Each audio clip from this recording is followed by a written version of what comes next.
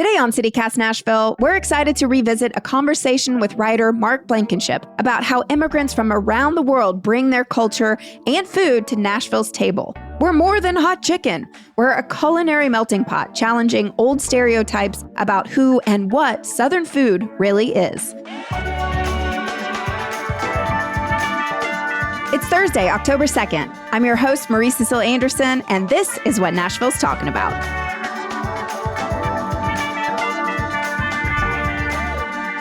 I want to know, when you first moved back to Nashville after living in New York City for quite some time, what was your first impression of the Nashville food scene? Well, I should start by saying I never thought when I left the South that I would ever return. So, let alone return so happily, which I have done. And when I got here, I was struck by the fact that in some ways, this is the food that I grew up eating because I'm from Chattanooga originally. But oh my gosh, it's the food I grew up eating with more texture, nuance, and options than I could have ever dreamed of when I was in high school. There would be one place where you could maybe get Thai food, one place where you could maybe get sushi. And honestly, none of those places were really going to be all that innovative or great, but they were fine. Now there are 6 places where you can get those things. And then there's one place to get the thing that you could never have dreamed of getting. Well, actually, we have 2 Uzbek restaurants in Nashville. I know. Come on. I know. Well, so we have something very similar in common because, yes, I actually left for New York for 16 years and then came back in 2020. And what I want to know from you is, where do you get your bagels in town? Okay, so there is a guy named Aaron who runs a place called Mr. Aaron's Goods. And Mr. Aaron's Goods supplies bagels and pasta and other things to restaurants and grocery stores and such all over the city. But Mr. Aaron's Goods itself is open to the public typically Monday through Friday from 8 a.m. until they run out. So if you are looking for what I think is a very delicious bagel, I highly encourage you to try Mr. Aaron's Goods. And that's in East Nashville. That is my friend Aaron. Really? Yes, that's my friend Aaron. I love his bagels. I've shouted out his bagels on CityCast Nashville. I've even said my own opinion, it's the best bagel in Nashville. So I'm so happy you shouted him out because I agree. Oh my gosh, I think it's so good. This is the perfect Nashville story to me because truly, a little over a year ago, when I was just getting ready to begin my tenure as the Nashville bureau chief of the food section, I was getting my hair cut and I was telling the guy who cuts my hair what I was doing. And he said, oh, you should go next door because there's a guy over there who makes really great bagels. And then I ended up writing a story about that whole group of friends who supports each other and has found interesting ways to elevate each other's businesses. And it became one of the first stories I wrote for the food section. And I have to say that is why I love writing about Nashville, because you just have random conversations with people and the next thing you know, you're in the back of someone's walk-in freezer talking about interesting things. It's just so great the way one thing leads to another. Was there a certain place in Nashville that you sat down and had a meal and it made you feel like, welcome home, Mark? Oh, that's such a great question. I'm going to have to cheat and answer it in 2 ways. The place that made me feel like I had returned to Southern food excellence is absolutely Arnold's, which is a meat and 3 that is famous for a reason. And then the other one is one of the Uzbek restaurants I mentioned. It's called Uzbegim, and it's in the back of a pizza place called Michelangelo's. And the food is so delicious, and it is so unexpected that it would be there. And I really felt between the opportunity to eat the food that I had grown up eating, which is Southern food, because my grandmothers were making that, etc., and the opportunity to eat something really surprising in an unexpected context, I thought, man, this is exactly where I want to be. I get a little taste of what I've always known and was missing, and I get a little taste of something that I couldn't have anticipated and wouldn't have expected to get here. That's exactly how I felt when I first came to town, and I was so shocked at the amount of local restaurants who are blending their Southern roots along with their cultural and personal traditions. Yeah. Like Taylor, I love Taylor so much. Yes. And I feel like it does such a great job at uplifting the true Southern experience with Indian flair. Yes. Are there any other restaurants in town that are doing something similar? Well, I'm so glad you said Taylor, because Vivek, who runs that restaurant, is so welcoming. And you're so right that it is the Southern experience in an Indian context, because he himself is from this area, but his parents are from India, and he's just mixing those flavors with that understanding of how to be hospitable. And I loved it. Oh my God, same. But what are some other Southern cuisine collabs that come to mind? Okay, this might be a bit of a surprising answer, but there is this brand of sparkling water called Maypop that you can find in lots of places around town. And the guys that run that company are neither one of them from Nashville. They moved here and started the business together as friends, but they are so gregarious and warm and welcoming. And so if you go to one of the farmers markets that they're often at the Franklin Farmers Market, for instance, you do feel like you're getting to know them. But then you also get this really delicious real fruit juice infused sparkling water. And I care about their water because I know them. And they seem to just have a natural knack for making people feel like they're wanted when they purchase a product. That feeling of immediately having kinship with people is so Southern, and Nashville does it incredibly well.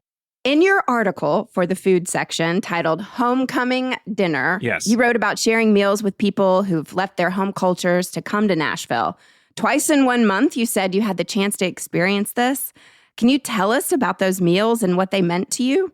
absolutely. So the food section, or thefoodsection.com, is a magazine that explicitly exists to explore Southern food and Southern culture. So I'm always on the hunt for experiences that feel like they are rooted in something specific. You know, I don't really want to write a restaurant review. I want to understand the context of the restaurant. And so I have a friend named Sarah who lives in Franklin who is Hawaiian. And she was telling me about a Facebook group that she was in called Hawaiians of Middle Tennessee. And I thought, how specific and interesting. Because if there's one thing that Tennessee really isn't, it's Hawaiian in its topography. Right. Sarah was kind enough to connect me with the woman, Lokalani, who founded that group, and she let me in the Facebook group. And I learned that they were having a paina for Christmas. And a paina is a Hawaiian celebration with food, essentially. And I went, and it was amazing. Not only was the food incredible because everyone had brought food themselves and it was just delicious. And there were tables upon tables in this rec center that were weighed down with this delicious Hawaiian food. But also people there were using this as an opportunity to just dig into some traditions that they love. And I was invited to participate in a skit. I put on some floaties and pretended like I was someone who owned a swimming pool company. And just was like, and so, you know, it just was really striking for me to see that this group was working hard to make sure that the things that they left when they moved here were still going to be touchstones for themselves and for people who maybe hadn't been back to the island in a long time, including some children who had been born here. And that was just really wonderful. And it reminded me of the things that I used to feel as a Southerner in New York, how I would feel when some of my Southern friends and I would get together. Oh my God, I'm really outing myself with what I'm about to tell you, but we would have Dolly Parton nights, yes! Or we would have a Steel Magnolias night, and we would just like watching Steel Magnolias with other Southerners in New York just felt very soothing. It was a balm to my soul. So then I got interested and I thought, okay, well, who else is in Nashville that is trying to maintain a sense of connection to another state that they moved from? And I became aware of just the number of Chicago-style restaurants that are in Nashville. I mean, there's really quite a few. Right. There's J Chicago, there's Campione's, and I ended up interviewing the folks who run a restaurant in Goodlettsville called Staley's Chicago Italian Dining. And the owners there, Tom and Lily, also very much want to create a sense of Chicago that feels to them authentic. So they drive up to Chicago to get certain brands of chips and tamales. They have a framed Chicago police officer's jacket that a customer gave them hanging on their wall. They welcome their customers to have these specific Chicago debates about how they are supposed to order their Italian beef sandwich. They let you decide if you want cheese on it or not, which is apparently a big deal in Chicago. And having those experiences where there was the Hawaiian context and the Chicago context, and it wasn't just food, it was the trappings, that really made me reflect on the fact that I am no longer an outsider because I'm back home. And I have this really fortunate job that lets me go experience how transplants are trying to do for themselves here what I used to try to do for myself in New York. And I just found it to be so stimulating and so honestly moving, because it's just a reminder that everybody's home is somebody else's outpost.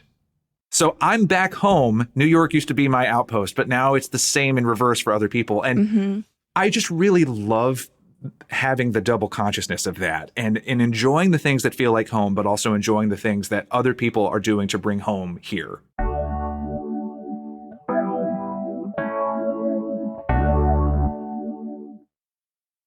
I want to ask, and I want to be sensitive about this question, but I have a lot of New Yorker friends who kind of look down on even Southern cuisine. What do you wish New Yorkers or anyone else that may have preconceived notions about Southern cooking or the South in general, what would you say to them? I guess what I would say is this. Even if you don't want to do the historical research about the fascinating ways that Southern dishes came into the United States, the many, many cultures that collided to make these dishes happen, I would encourage you to try more than one example of any Southern dish and just become aware that there are so many ways of making a biscuit. There are so many ways of preparing fried chicken, fried okra. There are so many ways of making these Southern foods, just like there are so many Southern accents, because the South is not monolithic. It's actually filled to the brim with perspectives. And the same is true of the food. So if you think that Southern food is too heavy for you, or you think that it's not your cup of tea, I would just say, and I guess I just try to live this in my life no matter what, don't fall into the trap of writing off an entire type of thing because it's hard to look and you don't want to be bothered. Were you surprised to discover the amount of diversity here in Nashville when you came back? I was not surprised because I have maintained ties with lots of my friends and family from this area who have a real lust for life and a real hunger for a variety of experiences. And they were telling me about stuff that they were doing right here, and it sounded cool. But what I learned is that there's hearing about it and there's experiencing it. And the joy of experiencing it is that, oh my gosh, there really is more than I could have possibly imagined that's going on here. And Nashville just contains multitudes in a way that I didn't understand when I was younger, because my life when I was a kid was just focused on that kid's narrow perspective of things. But to come back from a more cosmopolitan adulthood and discover that Nashville was ready, and in fact had been ready to stimulate me in the same way, was a delight. Do you notice any cultural gaps in Nashville, in the food scene? Though I know that there is Thai food all over Nashville, I have not yet had enough Thai food experiences here. And in Manhattan, especially where I lived, you could not walk 4 inches without tripping over 6 Thai food restaurants. So obviously Deg Thai is good, but I have yet to find the panoply of Thai food options that I experienced up north, and I wish that there were more. Now, if you are listening to this and you are thinking, well, he's a fool, he's missing this, this, and this, let me know, because that is the thing I want for 2025 is more Thai food in Nashville. Yeah, and let me know too, because what I love the most is Pad See Ew with the very thick rice noodles. The thick. They're like an inch thick, y'all. Yes. I cannot You just, like, my soul just lit up. I haven't found that in Nashville anywhere. So if you're listening and you know. It actually, in a weird way, makes me feel better that you haven't found it either, because I was just thinking, am I bad at this? Like, I just can't find it because, oh my God, the Patsy with the green vegetables that they work in there. And then I would always get it with beef, and then the chewiness of the noodles against the sort of the slight chewiness of the beef. It was just so perfect. It was so comforting. Oh my God, now my mouth is watering, and that's all I want. Last question. It comes from our executive producer, Whitney Pasterek. She would love for you to weigh in on Texans in Nashville. And specifically, she says why Shotgun Willie's is the best barbecue in town. Wow. Well, I must, with somewhat of an embarrassed face, admit that I have not been to Shotgun Willie's. I haven't either, because I'm always at Peg Leg Porker, and I cannot and will not cheat on them. Peg Leg Porker is delicious. And I also happen to be within walking distance of what I think is the best Martin's in town, which is the one that's near Belmont, that if you go in, they have a tin bucket full of moon pies, and you get a free moon pie just for being there. So that is a place that my husband and I went when we were looking around for places to maybe move when we were going to come here. And that meal that we had at that location just felt like there was an amber glow around it, if you know what I mean. So for me, the Martin's near Belmont with the bucket full of moon pies is the best barbecue in Nashville. I'm not going to say I'm going to fight about it, because everybody wins if you're eating good barbecue, but that's going to be my heart right there. Mark, it's been such a pleasure talking with you. Can you tell our listeners at home a little bit more about the food section? Yes. So the food section is at thefoodsection.com, and we cover food and culture all across the South. I am the Nashville bureau chief, but we have bureau chiefs for other parts of the South who are doing great reporting. And we also have what I call the food section mothership, which just does general interesting things that cover the southern region in surprising ways. So thefoodsection.com. It's a completely independent publication founded by a fabulous journalist named Hannah Raskin. We would love to have you come join us. Well, again, thank you so much for being here, Mark. It's really been a pleasure. Oh my goodness. I loved it. Thank you so much for having me.